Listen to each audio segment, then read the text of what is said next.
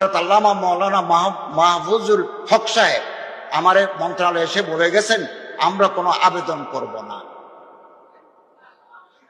আমরা সরকারের কাছে দরা হাদিসের সনদে যে পাশ হয়েছে গত পার্লামেন্টে, এটার এক্সিকিউট করার জন্য আমরা আবেদন করব।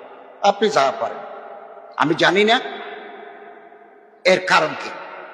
এখন শামসুদ্দোহা ভাই বললে যে আমরা এটা হাটজারি মাদ্রাসায় গেছি, ওনারা একবারে জিন্দাবাদ করে দিয়েছেন যে এটা করতে হবে, ওটা করতে হবে।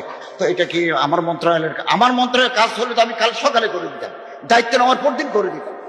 8 তারিখ দায়িত্ব নিয়েছে, 9 তারিখ করে দিতেন, কারণ আমি এগুলোর পক্ষে আন্দোলন করেছি, মাঠে ময়দান আন্দোলন করেছি, আমার বক্তৃতা আছে, আমার ফটো আছে।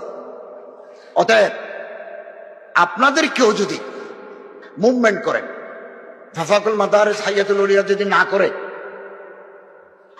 শামসুদ্দোহা আশরাফী ভাই আর কোন প্ল্যাটফর্ম থেকে আপনারা আওয়াজ তুলেন, মানববন্ধন করেন, তো আপনারা তো করছেন না।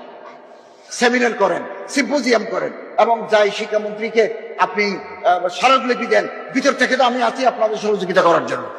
তা আপনারা নীরব, গালের ভিতরে রসগোল্লা ঢুকে দিবে, পৃথিবীর ইতিহাস আছে কোনোদিন হয় নাই।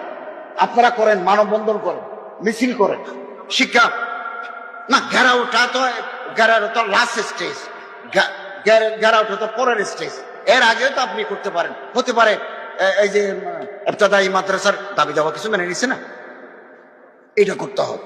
এখন মানুষ মনে করে যে এটা আমার মন্ত্রণালয়ের কাজ, আমার মন্ত্রণালয়ের কাজ হলে তো আমি আগস্টের 9 তারিখ করে দিতাম।